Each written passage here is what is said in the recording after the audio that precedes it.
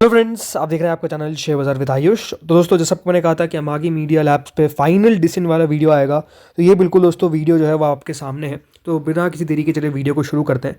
सब बात ध्यान रखिए, अमागी मीडिया लैब जैसा आपको मैंने बताया था कि आज के दिन बंद होने वाला है। अब दोस्तों, जो करंट सब्सक्रिप्शन हमको आता हुआ देखने को मिल रहा है वो कुछ इस तरीके से कि जो QIB कैटेगरी है वो दोस्तों सब्सक्राइब हो चुकी है बाय 12.33 टाइम्स। इसका मतलब ये है कि QIB के द्वारा अभी तक दोस्तों इस IPO में 6,618 करोड़ रुपए जो है वो लगा दिए गए। देखिए, एक बात क्लियर है कि QIB का सब्सक्रिप्शन ऐसा नहीं है कि बहुत ज़्यादा मैसिव हमको आता हुआ देखने को मिल रहा है, बट आई डोंट फील कि बुरा भी है। ये बात ध्यान रखिए, QIB के अंदर अभी जो पैसा हमको आता हुआ देखने को मिला है, किस किसने लगाया है।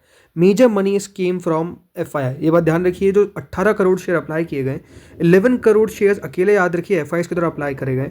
DIIs कोई इंटरेस्ट इस IPO में अभी तक शो नहीं कर रहे हैं। अब ये बात ध्यान रखिए, DIIs का पैसा वैसे 4 बजे तक आएगा, FIs का पैसा 4 बजे तक आएगा, तो ये और बढ़ सकता है। बट बात क्लियर है कि अभी तक दोस्तों कोई खास पैसा हमको आता हुआ देखने को मिला नहीं है। म्यूचुअल फंड्स ने लगभग 2 करोड़ शेयर्स के लिए अप्लाई किया है, अदर्स कैटेगरी ने 5 करोड़ शेयर्स के लिए अप्लाई किया है। बट ये सिंपल सी बात है कि दोस्तों, अगर इस IPO के सब्सक्रिप्शन को कोई आगे लेकर जा रहा है तो वो दोस्तों अकेला अगर देखा जाए तो हमको FII है जो आगे इस IPO के सब्सक्रिप्शन को लेकर जा रहा है। मतलब FIIs का पैसा ज़्यादातर हमको आता हुआ देखने को मिल रहा है, जो अपने आप में एक पॉजिटिव बात भी होती है, बिकॉज FIIs का उतना डर नहीं रहता है कि वो लिस्टिंग के दिन बेच देंगे बहुत तेज़ी से। DIIs तब भी बेच सकते हैं, अदर्स भी बेच सकते हैं, बट FIIs और म्यूचुअल फंड्स माना जाता है कि थोड़ा सा होल्ड कर सकते हैं। तो आई थिंक वो अपने आप में एक पॉजिटिव पॉइंट है। इसके अलावा जो बाकी कैटेगरीज है, like HNI category, massive amount of money जो है वो अब आता हुआ दिख रहा है, बिकॉज शुरुआत के 2 दिन बहुत ही खराब थे। 25 गुना याद रखिए, HNI कैटेगरी लगभग सब्सक्राइब हो चुका है, 6,700 करोड़ यहाँ पर आ चुका है। मतलब QIB से ज़्यादा पैसा, ये बात ध्यान रखिए, हमको आता हुआ दिखा है किसका, HNI कैटेगरी का, जिसमें बिग HNI कैटेगरी लगभग 29 टाइम्स, स्मॉल HNI कैटेगरी लगभग 16.69 टाइम्स, मतलब लगभग 17 गुना तक सब्सक्राइब होती हुई दिख जाएगी। बहुत अच्छा पैसा आता हुआ दिख रहा है। रिटेल कैटेगरी भी दोस्तों 5 गुना से ऊपर सब्सक्राइब हो चुकी है, लगभग 970 करोड़ रुपए हमको आते हुए दिखे। वो तो रिटेल कैटेगरी में दोस्तों इस IPO में अगर देखा जाए तो 10% रिजर्वेशन था, अदरवाइज अगर ठीक ठाक रहता तो उतना नहीं होती। बट हाँ, 5.49 टाइम्स अगर सब्सक्राइब भी हो रहा है, 5.4349 जो भी है, लगभग अभी यही है, 4.55 में से एक को अलॉटमेंट लग रहा है। तो अलॉटमेंट रिटेल में भी ऐसा नहीं है कि आसान होता हुआ दिखेगा। टोटल 14 टाइम्स IPO सब्सक्राइब हो चुका है, लगभग 14,300 करोड़ रुपए हमको आते हुए दिख रहे हैं। 15,000 करोड़ मेरे हिसाब से आ जाएंगे।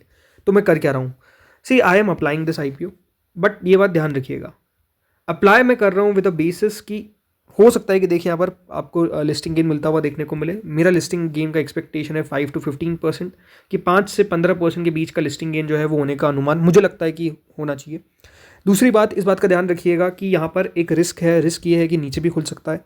अगर वो रिस्क आप ले सकते हैं तो ही ये आपके लिए IPO है, फिर अदरवाइज नहीं। अगर आप वो रिस्क नहीं लेना चाहते, आप ये चाहते कि नहीं रिस्क फ्री खेलूँ, तो बिल्कुल रिस्क फ्री नहीं है ये IPO, आपको मैं क्लियरली बता देता हूँ।